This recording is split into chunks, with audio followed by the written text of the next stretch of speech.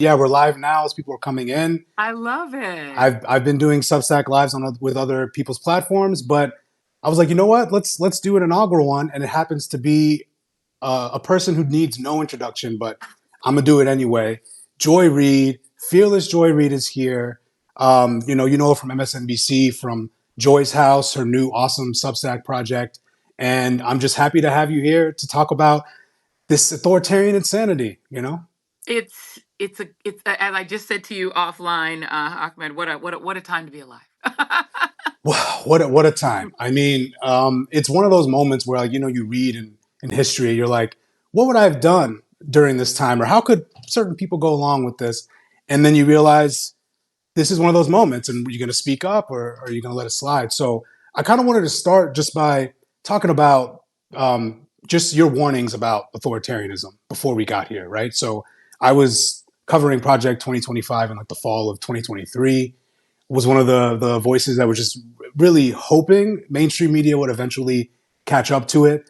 And I was happy to see you were among the very first to not only cover it on cable news, but to have a dedicated segment. So just starting big picture, how are you feeling in this moment, seeing so much of what you warned about unfold? And honestly, like, where do you think this is? Is this worse than you imagined, or is it kind of matching the level of authoritarian insanity you predicted? Well, I mean, as somebody who was calling Donald Trump a fascist before it was cool, right? There was a Yeah, yeah. time at which it was just Mehdi Hassan and me, who were saying this dude's a fascist. You guys might want to pay attention. Back in 2016, and we were told we were absolutely insane, that we Hmm. were over the top, that we had Trump derangement syndrome, etc. So when I first learned of Project 2025, and you were doing so much great reporting on it, there were so many people who were raising the alarm. And when I first got it, downloaded it, I mean, wildly enough, they were so arrogant, they just posted it online so you could just Yeah. read it. So we downloaded it. I had my anchor producer at the time print it out. So it's like this thick. I still have my big volume of it. And we just started going through it. We broke it up among the team so that we could digest it quickly. And we sort of gave different people on the team different parts of it. And every day we would have our 11 o'clock meeting, my famous 11 o'clock meeting, and we were just all jaw-droppingly shocked Yeah. at what they were willing to say out loud that they were going to do. And so because they laid it out for us, and we also understood that many of the men who were putting this together are self-proclaimed Christian nationalists, it was a huge alarm, because when we were saying, hey, all, Handmaid's Tale, that is their model, they were saying it. Right? We Hmm. weren't just making it up. We weren't like saying something that they might even be offended by. They were announcing that they had a Handmaid's Tale plan. And if you've watched The Handmaid's Tale or read it, you know that part of the goal in implementation is speed, that you have to do it fast, because what you're doing will be hated, will be Exactly. unpopular, and will make people angry. So I anticipated that if and first of all, I thought these warnings that we were giving people, I mean, Billie Eilish promoted our Yeah. special. Right? I mean, she reached out to us. I mean, God bless this young woman. Her team reached out to our team and said, "Hey, do you want help promoting this?" We were like, yeah, put it on your Instagram with your 80 bazillion followers, please." And she did, very kindly. A lot of celebrities started helping us promote it. Hmm. And, so we thought, with so many people raising the alarm about it, my sister, oh my God, the actress who really popularized it at the BET Awards, people were talking about it everywhere. Oh yeah, And Taraji so P. Henson. Yeah. Taraji, sorry, yeah, Yeah. I just had a perimenopause moment. Taraji, the great Taraji P. Henson, probably popularized it more than anybody. So Hmm. folk who just were watching BET Awards were knowing about Yeah. it. So we were like, since everyone knows this is coming, we thought nobody's gonna elect this guy. No one's gonna let these people in the door. And then they did. And so Yeah. I have a very lurid imagination, and I always say that the biggest problem with America is that their imagination isn't lurid enough. So Hmm. yeah, this is what I expected, because this is literally what they said they were going to do. I expected them to be more incompetent at doing it. I'm surprised at the competency with which they've efficiently implemented what they said they were going to do. But no, I am not surprised at all. This is what they said. All so well said, and really, I felt the same way. Just really, yelling about this from the rooftops. We had it going viral everywhere. It was on TikTok. Yes. Celebrities warning, hey, this guy's not only were we saying it, he was saying it. He Yes. said, I want to be a dictator day one, bro. We didn't make Yes. this up. We didn't make that up. And Agenda 47, after he tried to say, oh, I wasn't aligned with this, it was directly aligned. I was doing articles saying this is where it directly aligns. Russell Vogt, back in the summer, this guy wrote a chapter. He's architect of the first 108-day plan. He's going to do this stuff. And Yeah. then the American people, I think a lot of them were tuned out. But all I know is that right now, what we're seeing is that the alleged alarmists were the realists the entire Yes. time, right? And we were calling this stuff out. And interestingly, you say, you're surprised at the competence. It's like weird how much, I think one of the questions of our time is going to be whether or not the incompetence outpaces the authoritarian ambitions. And I think we've seen some early stumbles with the Musk stuff and Yeah. the chainsaw on stage. But it's really now I think we're moving to a different phase with this. They've been dismantling agencies. Now Musk not being the front facing man, with Russell Vought kind of doing stuff in the background, Department of Education, the Abrego Garcia stuff. It's just now I think we're going to move to a more methodical phase. So you're thinking that this is now a more competent machine than you expected, and that it's increasing your worry for where we're headed. Well, I mean, and I should say, I shouldn't call it competent. I think that's giving them too much credit. I mean, it's bungling Yeah, and yeah, bumbling and clumsy, and they're stumbling all over the place.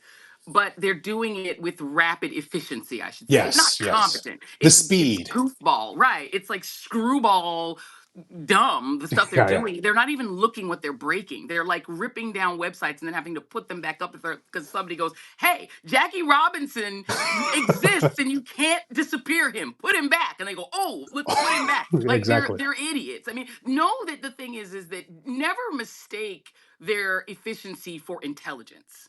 These Yeah. are not smart people. Okay, these are not brilliant, people who've come up with this brilliant plan. They're just determined. And sometimes determination overtakes intelligence. Hmm. The smart people, the people with all the brainiacs are being overrun by the idiots because the idiots are more determined. Wall Street people who are supposed to be the smartest about economics.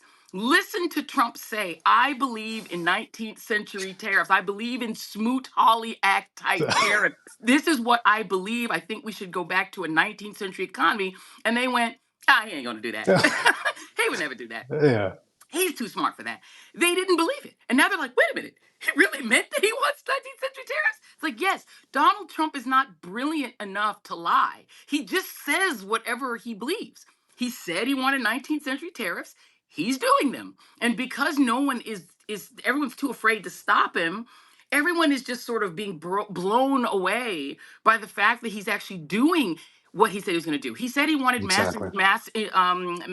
he wanted to like mass expel immigrants, right? He wanted the Hmm. largest mass deportation ever. You can't actually physically just deport 11 million people. The fact that it's not possible to do that, they're like, we don't care. We're just going to start snatching construction workers. Yep. We'll just start grabbing hairdressers. If you're Latino, we're taking you. We don't care. They've tried to take people, who are from Puerto Rico. They're not even Yeah. immigrants, but they're Exactly. Latino. So they're like, they're literally snatching whoever they can grab because Trump genuinely believes this shit. And so I think the problem is that the lack of a creative mindset by the opposition, the fact Hmm. that even Democrats are so freaking passive, they just think this is a normal political dispute. This is not. This is Yeah. some really ideologically driven, not super smart, but very determined fascists Hmm. taking over America like they tried to do in the 1930s but failed, and like they've always wanted to do. They're just getting away with it. Yeah, exactly. And there's so much to dive in there. I'm going to try to take a couple of things you said. I mean, the disbelief from Wall Street, right? Like these brilliant titans of industry that make their wealth on analysis and predictive, planning, right? They just I always say this thing where I think people thought they could get Trump a la carte. Like they think like, oh, oh, I like his tax policy. Right. That's all I'm going to focus on, and I'm going to That's will it. that as the only thing he pursues, right? Right. I'm sorry, if you order a Trump 2.0, you're going to get All reckless tariffs, you're going to get authoritarian ambitions, you're going to get tanking of the economy, you're going to get a man who's obsessed with McKinley randomly and wants to like do like Smoot Hawley was disastrous, like objectively terrible things, right? So now we're here, and I think your point about them now disappearing Puerto Ricans. What we're seeing is as his deportation numbers are not meeting what he promised, and Biden's are exceeding his, they're now trying to get inventive, and that's where we see Abrego Garcia. Right, they're now trying to take non-criminals, people with no criminal record. This guy didn't have a criminal record in El Salvador, doesn't have one in the U.S. He was court ordered in 2019 to remain here. The one place the court said he shouldn't be deported to, they took him. He wasn't allowed to be deported to El Yes. Salvador, right? And now that's why he's saying we want to send citizens. We want to look into denaturalization. We want to target these green card holders. Do you see this as kind of like a beta test for what they plan to do to other groups of people? And do you think that's why it's so important now to be like, first they come for Abrego Garcia and we say no, right? First, they came from Mahmoud Khalil. Oh yeah, So let's say Mahmoud they Khalil, exactly. started with ideological deport. So let's just look at where they began. Where they began, they Yes. started by saying, if you are a green card holder who protested Israel's war on Gaza, Hmm. we will rescind your visa and deport you. That was the first where that's where they started. Yeah, exactly. Right? They started by saying our donors, Donald Trump made a promise, right, to some of his donors that he would end the resistance against the Israel war on Hmm. Gaza, that he would shut down the campus resistance. And he's making good on that by saying, if you are a green card holder, we will snatch you off the street. The young Turkish woman who wrote an op ed they Hmm. didn't like. There was a gentleman at, I believe he was at the University of Michigan or Minnesota, that was snatched off the street and sent to his home country on the African continent. And you had Mahmoud Khalil, who's the biggest case. They're taking those people, snatching them in the middle of the street, sending them off to prison in Louisiana, which is their favored spot to gulag them in America. So they start with the ideological deportations. Hmm. And they say, if you have the wrong beliefs, we will snatch you and render you to your country or to some other country. Then they move on because, as you point out very correctly, they're not meeting their numbers to do mass deportation because Hmm. it's really hard to do that. So look at the steps that they're doing to try to keep his promises. They move on to anybody brown. They rescind the non-deportation orders, the protection for Cuban Americans who are overwhelmingly their voters, Republican voters, and Hmm. Venezuelan Americans. I used to live in Florida for 14 years. They call Weston, the town of Weston in Broward County, Westonzuela, because Weston has so many Venezuelans. Venezuelan Americans are overwhelmingly right-wing Republicans, as are Cuban Americans. They voted for Trump. If they were citizens and could vote, they voted for him. He don't care. They've got numbers. They have, because you have to check in. You have to Hmm. register. They've got the names, phone numbers, and physical addresses of thousands and tens of thousands of Venezuelans and Cubans. They're the easiest ones to deport. They're also people who, if they were sent home, would be in danger. They're here claiming asylum because it's dangerous to be in Maduro's Venezuela. It's dangerous if you're a Cuban exile to go back to Cuba. But they don't care. They're like, those are numbers they can get. Know that they also have everybody in DACA. That's more than Yep. 700,000 people. They've got their names. Then they move on. They say, okay, we're going to rescind that. And also for Haitian Americans, where it's Hmm. dangerous to go back to Haiti, but those are numbers they can point to get to their million, which is their goal. So that's those. Then they say, who else can we get? Anyone who's going to court for your Yeah. immigration hearing, because they know they're going to be able to get you because you're coming to your hearing. You are obeying the law. They Hmm. can snatch you up, and they've done that. There was a gentleman who they've snatched up who literally was there for his final Yep. citizenship hearing. Snatched. Deport. And now you Unbelievable. get to, they say, we're going to declare the Alien Enemies Act, which has only been used three times: the War of 1812, World War One, and World War Two. Only time we've used it. The most notorious use of the Alien Enemies Act, of course, being FDR, who snatched up Japanese Americans, Hmm. including and put them in concentration camps in America, saying they were enemies of the United States. Those are the only times that's been used. They now declare this Venezuelan gang, Tren de Aragua, as a enemy of the state. We're not at war with them, but he says we are. So now he's like, anyone who's a Venezuelan who we can claim is in that gang can Yep. also be snatched up. And we're not putting them in concentration camps here like FDR did. We're just going to render them, not to Venezuela, but to Yep. this third party country, El Salvador, because the dictator, he calls himself the world's coolest dictator there, who's Palestinian origin, Yeah, which I is know. I know. crazy. It's mind blowing. It's crazy, but he's like, I'll take him. Give me 25,000 bucks a head. So for Yeah. $6 million a year, he's like, if you pay me, I'll take him. They Hmm. end up catching up a guy who's not Venezuelan. Yep. He's El Salvadoran. Hmm. He's a Maryland construction worker who came to this country at age 11. So he didn't bring himself. He came to join his older brother because the family used to sell food. They used to be Yep. like a food selling company, food selling small business. They used to sell out of their home. And a local gang who's not Tren de Aragua, let's be clear, Tren de Aragua Yeah. is from Venezuela. This other gang is called Something 18. They're in El Salvador. They're not the same gang that we're talking about here. They start threatening the family and say, if the older brother Cesar doesn't join our gang and y'all don't pay us basically a bribe off of your earnings, we're gonna rape the sister and Hmm. we're gonna kill Cesar. So the parents flee the country with their children. Cesar gets here first. They then send Kilmar. He Yep. gets here, and eventually the family relocate to the United States to save their lives. He literally cannot go back to El Salvador because that gang will kill him. So our Justice Department then later on claims he's got no criminal record. He's Hmm. never been arrested. He's a construction worker in the union. He's working now as a a construction worker. He's married to an American citizen. He's got three American children, two of whom are disabled. He's a good dad raising his kids. He's in Maryland. Yep. They then say, nah, he's a gang member because in 2019 he got caught up, pulled into the system, accused, never convicted, never tried for being in a gang. But which gang? A totally different Yeah. gang called MS-13, Yeah. which is Exactly. not a subject of the order. It has nothing to do with the Trend Arrow. It's not related to it. And here's the best part. The gang he's being accused of being in, MS-13, a totally separate gang. We've now had three gangs. He ain't in none of them. But he's being accused of being in gang number three. It's based in New York, where he's never been. He's never lived Exactly. in New York. So now they're saying he's part of a New York gang, so he needs to be deported back to the country where he's got an asylum claim preventing him from ever being sent back to. And he's not being released he's being released into the prison. And guess who's in that prison? Members of the Yeah. gang that threatened to kill That him he and rape his fled. sister. Yeah.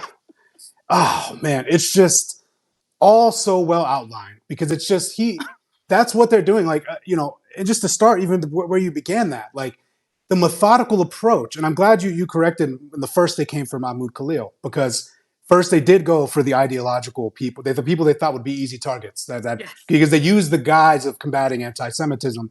And this was part of Project Esther, another Heritage Foundation product from October, where they used no Jewish groups and they created this plan to revoke these student visas. So there's that part of it. And then they're going through and methodically targeting people. And then they came for Abrego and this group of 238 migrants that they all sent, where we found that over 70 to 80% of them have no criminal record, right? These are people, they just are disappearing, right? And I think one of the reasons why they're drawing the line here, the Trump admin, rather than just admit their mistake that they admitted to, the DOJ prosecutor who they had just promoted.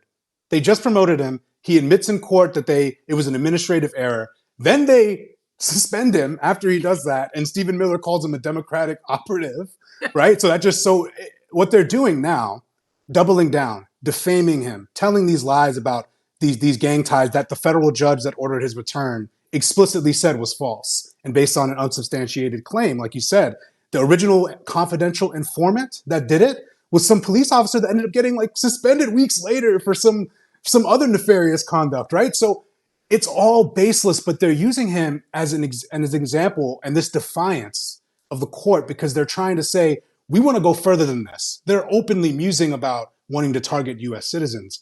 So we now have a situation where they're defying SCOTUS, even if you do that little narrow interpretation of facilitate that some people I've even seen in the mainstream press kind of buying into the the Trump admin's narrow definition of facilitate. They're not doing that. They're doing nothing to attempt to facilitate. If they're still paying the El Salvadoran president to keep him there. So what we're seeing is just an attack on our civil liberties, exactly what we predicted. And then in some ways, they're going a little further and a little faster because, and that's where they were the stumbles because Elon Musk wasn't written into the chapters of Project No, 2025. he wasn't. They didn't think allegedly ketamine-addled person would go there and just move too quick. Now they're trying to sideline him. But I think we're now at this stage where it's so important for the courts to hold their ground here. We see the potential contempt coming. Overall, do you think, what is your prediction here? Do you think that the courts are going to be able to, if they do hold some of the administration officials in contempt, if SCOTUS, where do you see this headed? Do you think that it might actually constrain him, or do you think they're just going to power on through? What's the point?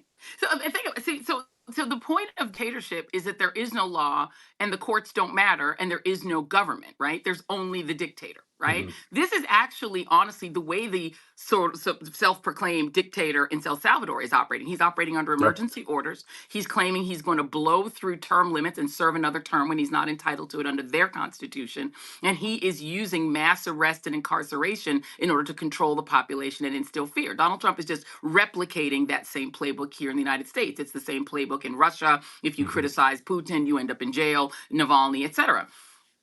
Here's the question I have for you and for everyone who's in the live, and thank you all for being in the live. Yeah. Who's going to Yeah. enforce this quarter? Let's say that they have now a probable contempt. Let's just say that the members of the administration, Stephen Miller, some of these other are found in criminal contempt. Who's going to enforce that? Who's going to enforce it? Andrew Jackson, as he said, Mr. Marshall, we have your ruling. Now go ahead and enforce it, right?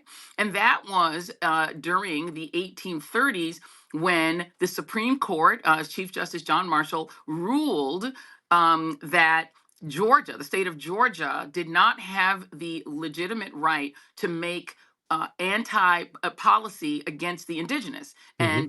and create a law that you had to have a state license to squat on their land. Um, and you had to take out this license. They didn't say you couldn't take their land. They said you had to have a state license to do it. And Yeah. they enforced that law against a group of missionaries who went and positioned themselves on Cherokee land in order to support the Cherokees' right to keep their land. They wanted to basically protest with them. And so they got arrested. And the Mm-hmm. federal government at the time, they took that to court saying, the states can't make law against the nations of the Cherokee and others. And Andrew Jackson said, yeah, okay, good luck with that. I'm not going to enforce that ruling. I refuse. As Yeah. president, I won't enforce it. So if you got an army that I didn't know about, Supreme Court, go ahead and send it and make me enforce it. He then later went ahead and did do complete Indian removal and took the Yep. Cherokee and other Native Americans on the Trail of Tears and sent Georgia indigenous people to Oklahoma, which is why they were now in Oklahoma. The bottom line is the Supreme Court can issue all the edicts they want. And their one was so mealy mouthed. It was a 9-0 that said facilitate. Well, Yeah. I could look up facilitate in the dictionary. It means effectuate getting that man Yeah. back to Yeah. Maryland. Yeah. Yeah. Like it's not really that hard to interpret. It's Yeah. fairly clear to me, but they left it enough wiggle room that they could say, well, how do we facilitate it? If the president of El Salvador says we're not sending them back, and then what we're supposed to do? Go in there and invade El Salvador and get him back? We can't do that. If he and the guy, the leader of El Salvador, has said, I'm not sending him back. Because Yeah. remember, he got $25,000 for that man. So Yep. unless somebody going to get to make sure he keep his 25K, he's not sending nobody back. He in Yeah. fact is saying he's going to double the prison to get more money out of Donald Trump because he now Mm-hmm. has a business he's running for his country, which is very lucrative, which is incarcerating Americans maybe soon because Trump has said, "Hey, we're going to give you some Americans next. We're paying you to take them." He's not Exactly. sending that man back. And they've already said that man will never come back. The Attorney General of the United States, and I do it in scare quotes because she's really just Trump's lawyer, has said he will never come back to the United States. He will be deported again if they send him back. And he will only be able to live in El Salvador as far as they're concerned. He's never coming back. And she said his family's better off without him. The It's family just values party. depraved. Okay? This is sick. This is the 19. You always wonder what would you do in the 1930s? Whatever you're doing now. Because they Yeah. have recreated the system. This is what they did with the Jews in Germany. They said they are a menace to society. They must be removed from your communities. We're doing it for your safety because they're destroying Germany. They are a vermin. They are a cancer on Germany. And so they groomed Germans to be so angry at Jewish people and blame Jewish people for all their problems that the Germans were cool with them incarcerating them. And they didn't care where they took them. They didn't Yeah. care about the incarceration of them in concentration camps. Americans were similarly groomed about the Japanese Americans. They're a cancer. They're a Hmm. threat. They're going to rape your daughter. We have to take them away. And so Americans were cool with them taking the Japanese Americans away. Nobody protested. Americans, if you watch Fox, you're being groomed to believe that Kilmar Abrego Garcia is a gang member and a criminal and vermin, and you don't Hmm. give a damn if they take him. They're trying to groom black people to go on TikTok and say, "Vaya con Dios, y'all bitches voted for this. See ya." And they've got some Yeah. black folk going on there and Exactly. saying, Yeah. couldn't be me. I'm having brunch." Problem with that is when they say they're taking Americans next. They Go and mean look it. at the populations of American prisons. They're disproportionately look like you and me. They're coming for us. We're always on the menu. If you're a Jewish person, you think that because Trump supports whatever Bibi Netanyahu wants to do to incinerate every Palestinian, you think they're not coming for you? Know that this is the president who dined with a Holocaust denier. Know that he has appointed people who have been openly anti Semitic. You think he cares about Jewish people? Since No. when? No.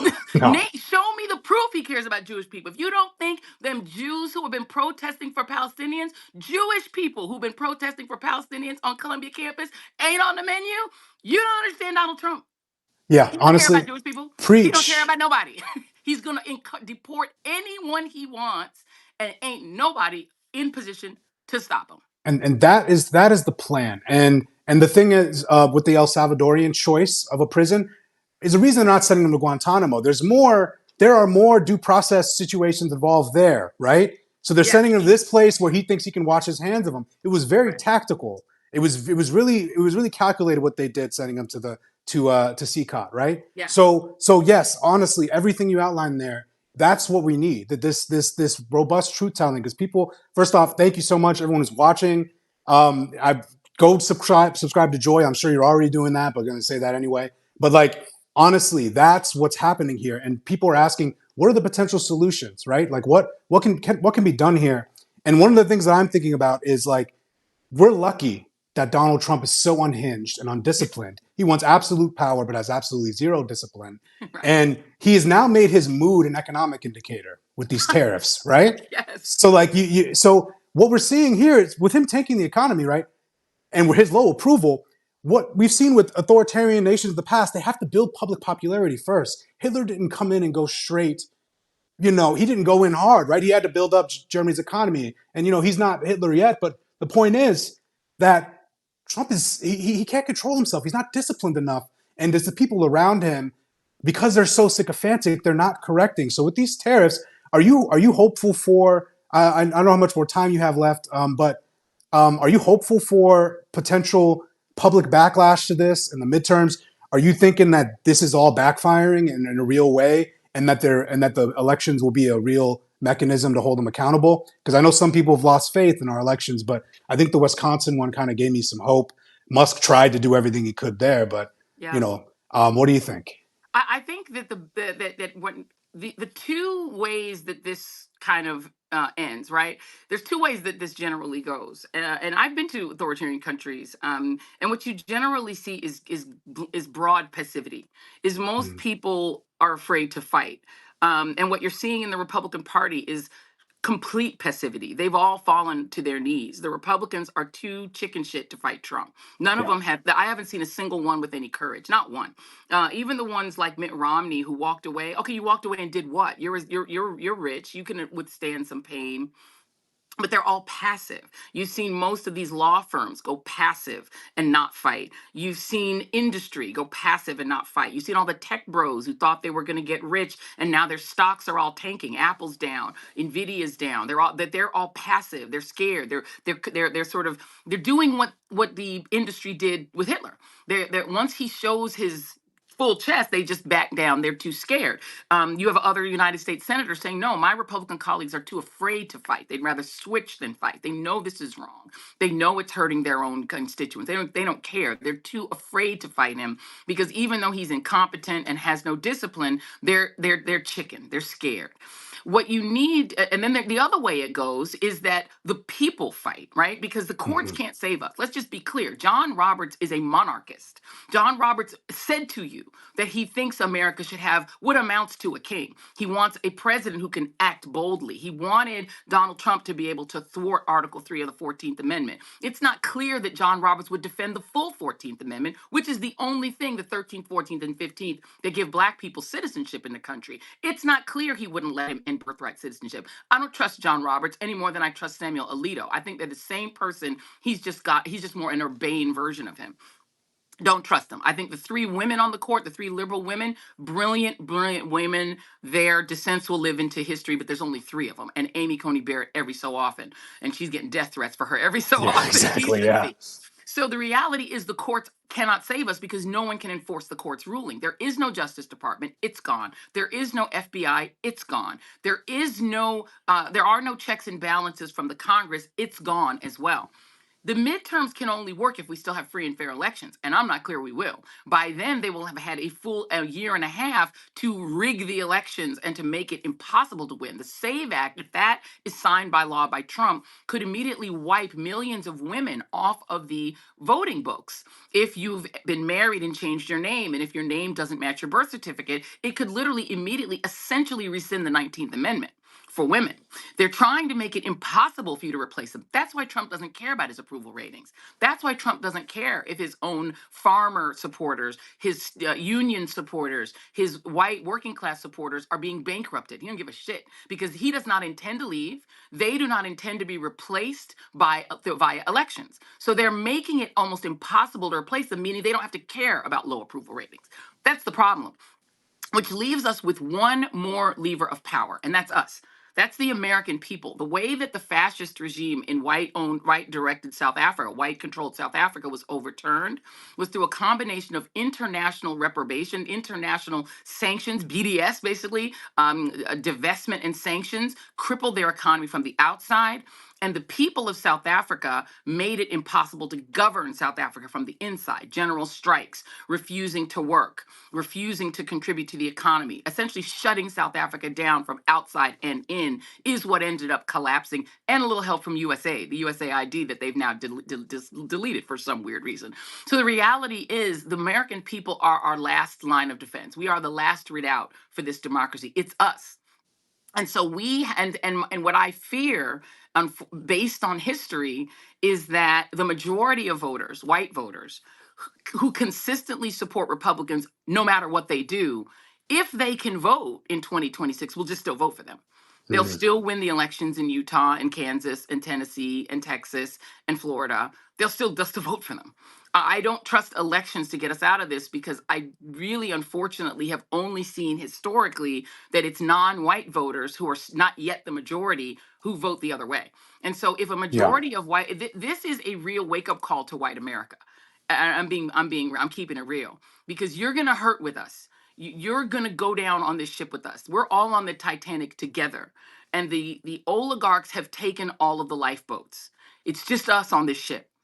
And this is, I mean, we keep saying this is the most important election. The reality is, if you all don't get rid of this party, it cannot be removed. It really is up to you guys. At some point, when you felt enough pain and that you've lost enough of your farms, your properties, your income, your federal jobs, your federal grants, Harvard is standing for Yeah. democracy at this point. I went to Harvard. It ain't no liberal place. Harvard Yeah. is not liberal. It's not. It's a I took Ec 10. All they do is teach neoliberal economics at Harvard. It's crazy to think Harvard's liberal. It's not. Even Harvard has said enough. They're putting their tax exemption on the line, their Yep. right to admit foreign students is on the line, and they're still saying, hell no.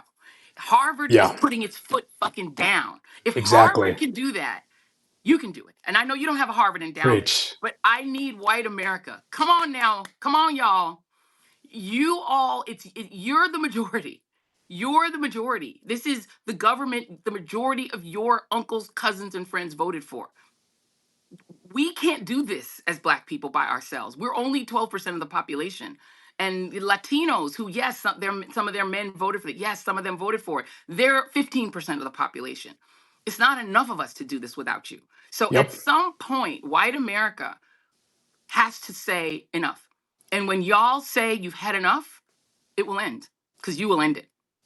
Honestly, that's some true talk right there. There's a reason why when I promoted this, I said you're one of the boldest voices in media, right? Like you're telling the truth, you're telling it like it is. And honestly, on that note, I mean, I honestly am still a little, I don't know, I'm maybe an over optimist. Like I was hoping maybe people would have seen him for who he is and he would have lost. But my threads of hope here are that I do still think there's a chance that the election could be the mechanism that in 2026 that could elect him. Because like you're saying, he doesn't have any more elections to run, right?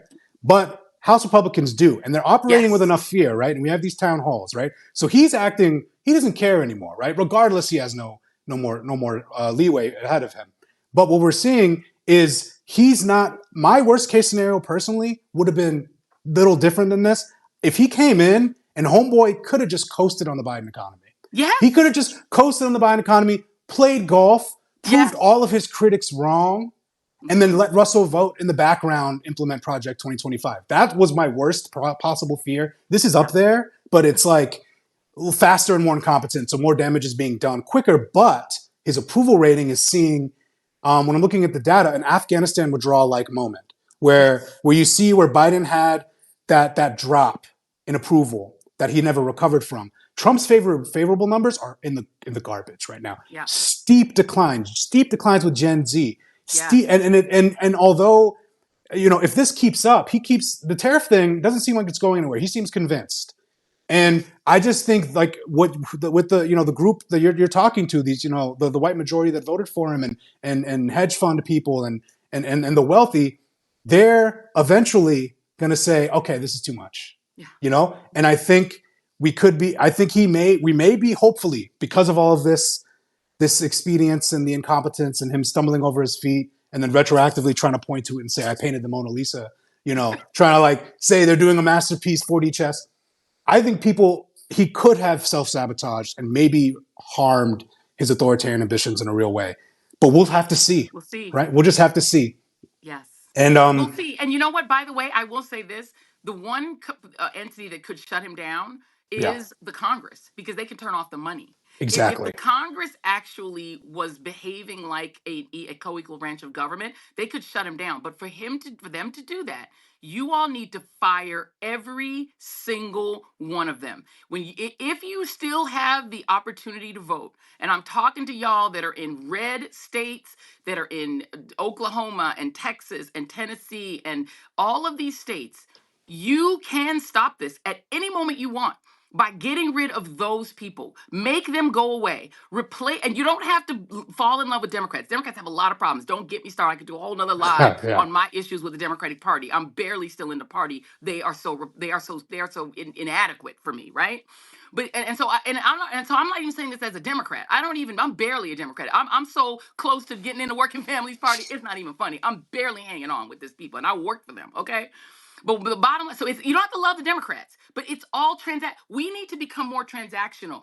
The Black people are super transactional, Poppy. We transactional as hell. When the Republicans was about getting rid of slavery, we were Republicans. When yep. the Republicans changed their mind and said they were going to sell us out in 1877 and pieced out on us, and the Mm-hmm. Democrats said, we'll go ahead and give you all the New Deal, and they barely gave us the New Deal. They Yeah. barely let us into the New Deal. But we said, you know what? Peace out, Republicans. We're Democrats. And then when LBJ came along, who was a racist his whole life, Yeah. who used to call us Nigra. He's on tape. The Yeah. Negras.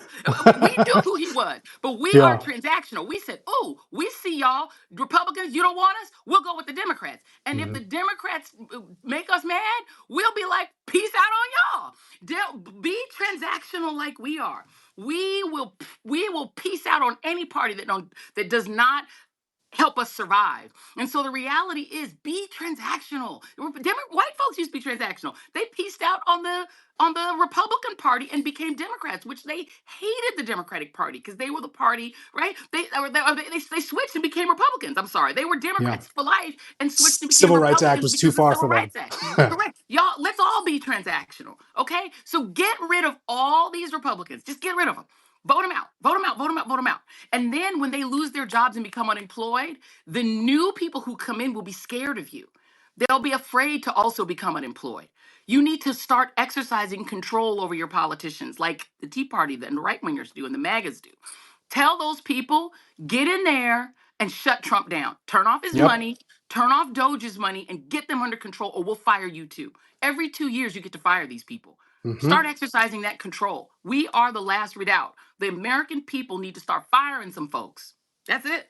That's the message right there. And just like that one guy at the town hall, the Chuck Grassley town hall, Oh, where he said, "Do your job." do I've your never heard job. someone in that accent. I never thought I'd hear someone in that accent say, go get that guy back from El Salvador.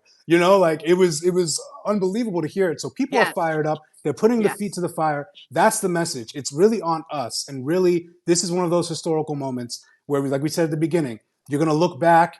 You read history. Why did people go along with this? Why didn't anyone speak out? Speak out. Use the privilege of yes, your U.S. citizenship to speak out for those when they come for Mahmoud Khalil, when they come for Abrego Garcia, when they come for these other students, we stand up, we say hell no. yes, Journalists, my final thing for you, because I know you got to go, is uh, the work you're working on, right? So, like, first off, how are you liking independent journalism? And given that we need new voices that are forceful, what journalism do you think this moment demands? I'm loving the independence, being, sort of, being stepping outside of the sort of corporate realm. And I've been both. I used to work for Radio One. I used to do talk radio, and so I was in kind of a outside of the mainstream media. And so Mhm. this is kind of more like that. I think the most important thing that I've learned, having been in and out of corporate media, is that corporate media is not the totality of the right sourcing for you. When you're being told by corporate media that Kilmer Abrego Garcia may or may not be a gang member, do what y'all did during COVID and do your own research. Don't believe anything that you're hearing on Fox or even on CNN or MSNBC, anywhere. You can look up. This stuff is Googleable. Use Yes. your access to information to empower yourself. If they tell you that a Palestinian American student is being deported because he supports Hamas, Google it. See if that's true before you go ahead and support that. This is what they didn't have in Nazi Germany. The Germans were just told that these Jewish people were a menace, and so they went along with sending them to concentration camps because but they couldn't look it up. They only knew their personal experiences with their neighbors, right? We have so much more access to information than they had in the 1930s. You can acquire the truth, and you don't always have to get it from the New York Times or the Washington Post or CNN or cable news. You don't have to just get it from there. You can check into this stuff yourself. It took me 5 minutes to get the full history of Mr. Abrego Garcia to find out Hmm. that he's not a gang member and that he's not even in the gang that they're trying to say is that we're at war with. Don't believe what you're hearing on the five. That is not the news. That is state media. They are trying to make you love Donald Trump. Their goal at Fox is for you to support Donald Trump. The end. Their goal is not to inform you such that you make your own decisions. Somebody said duck, duck, go. Don't Yeah, Google because Google the bad guy. yeah. True that. Duck, duck, go that stuff. Find out the truth before you accept the narratives from your government. Because right now, you don't have a government, fam. You don't have a Yeah. government. You have a regime. We are no different than what they have in Russia or in Hungary or in Venezuela or in El Salvador. So don't trust what they say. Look it up for Yes. yourself. Do your own research. Vitamin A cannot cure the measles. Look Hmm. that up. That is that is locatable information. If they're telling you that autism is caused by vaccines, do a little research before you refuse to get them MMRs for your kids. Because if your child dies of the measles, Fox is not going to wrap their arms around you. They're Nope. not going to help you. They're not going to save your child. They're not going to come to the ER and cry with you when your kid is dying of a treatable disease. So do not let this regime kill you, bankrupt you, or depress you. Right? Hang Yeah. on to your joy, your hope, and your ability to research while you still have it. Since they're still giving us access to the internets, use them. Find out the Yes. truth for yourself and go to independent media too. It's not just those mainstream media. There are a lot of great independent sources, The Intercept, ProPublica. There's so many other places to get information. Feed yourself with knowledge so that they Yes. cannot fool you and lie to you and get you to go along with evil, because you will regret one day if you go along with or are silent in the face of evil. Preach, preach. And also, if I could just add to what you, because you got me so inspired now. I'm about to go out here and do some more journalism myself. Like, if you're out there and you're doing your own research, spread it. Anyone can be a Yes. journalist. Go on TikTok. That algorithm, there's never been Yes. anything like that. It feeds it to other people. When we look back in the 1930s, the White Rose, this teenage run group of basically anti-Hitler youth, started a Yes. leafleting campaign and were among the first people to talk about the atrocities happening to the Jews in the 1940s. And they made an impact with leafleting campaigns, right? We have TikTok. We have so many tools. And I hope everyone just heeds Joy's message. Joy, thank you so much for spending this time with me. A real honor for me, who's been a fan of your work for Thank so you. long. And everyone for watching, thank you so much. Joy, thanks for the powerful message. I'm honestly fired up. I'm about to go see what I can do today to try to make a difference. Straight up, like.